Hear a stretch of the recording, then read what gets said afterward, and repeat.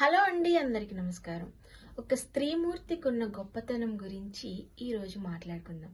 అది ఏంటంటే, ఒక స్త్రీ పుట్టగానే ఆడపిల్ల పుట్టిందా అని ఫస్ట్ ఇంట్లో నిరుత్సాహపడిపోతూ ఉంటారు. ముందు కన్న తల్లిదండ్రికి లేకపోయినా చుట్టుపక్కల వాళ్ళు వచ్చి ఏదో ఒకటి కెలుకుతూ ఉంటారు. అలాగే తను మెచ్యూర్ అవ్వగానే మెచ్యూర్ అయ్యి 12 సంవత్సరాలు లేదా 14, కొంతమంది 16 సంవత్సరాలు అలా రాగానే తనకి పెళ్లి చేసి అత్తవారింటికి తరిమేసి మన చేతులు దులిపేసుకోవాలని చూస్తారు. అలాగే 20 సంవత్సరాలు రాగానే తను ఒక 2-3 బిడ్డలకి జన్మనిచ్చేస్తూ ఉంటుంది.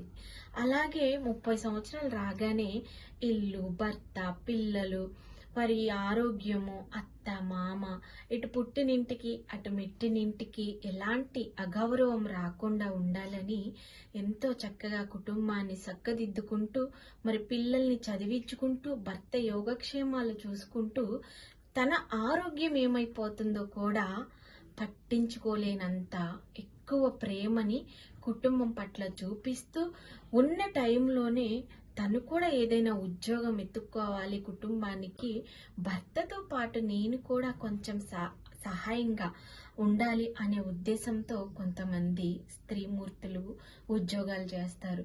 మరి ఇన్ని చేస్తూ ఉన్నా కూడా స్త్రీకి ప్రత్యేకమైన గౌరవం కానీ గుర్తింపు కానీ ఏ ఇంట్లోనూ ఉండదు. అటు అమ్మవారి ఇంట్లో ఉండదు, ఇటు అత్తవారి ఇంట్లోనూ ఆమెకి గౌరవం చాలా కరువైపోతుంది. అయినా సరే ఎక్కడ తను తొనకకుండా బెనకకుండా తన పట్ల ఉన్న బాధ్యత ఏదైతే ఉందో దాన్ని సక్రమంగా సరిదిద్దుకోవడానికి ఎన్నో రకాలుగా ప్రయత్నం చేస్తూ కుటుంబాన్ని ముందుకు తీసుకెళ్తూ తన ఆరోగ్యం ఏమైపోయినా పర్వాలేదు, నా బిడ్డలు, నా భర్త, నా కుటుంబం చక్కగా ఉండాలి అని మంచి సంకల్పం తీసుకొని ముందుకు వెళ్ళేదే శ్రీమూర్తి. అందుకే ఆడవారు పుట్టగానే ఆదిపరాశక్తి అంశతో మనం పుట్టామని పెద్దలు ఎంతో గౌరవంగా ఒక స్త్రీని గౌరవిస్తారు. తాత ముత్తాతల కాలంలో ఆడవారు పుట్టగానే ఇంటికి మహాలక్ష్మి వచ్చింది అంటారు. కానీ ఇప్పటి కాలంలో అమ్మో ఆడపిల్ల పుట్టిందా అని భయపడిపోయే వాళ్ళు ఎంతోమంది ఉన్నారు. చిన్న సన్నకారు కుటుంబాల్లో పేదరికంలో ఒక ఆడపిల్ల జన్మిస్తే ముందు భయపడతారు. ఎందుకంటే వారికి కట్న కానుకలు ఇచ్చి పెళ్లి చేసి అత్తవారింటికి పంపించే స్తోమత ఉండదు కాబట్టి.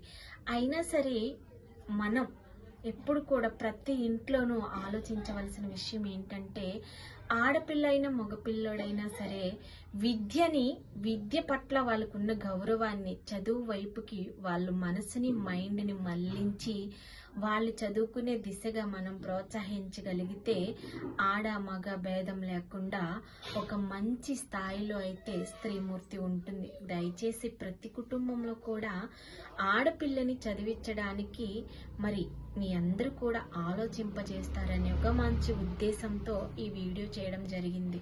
Thank you very much.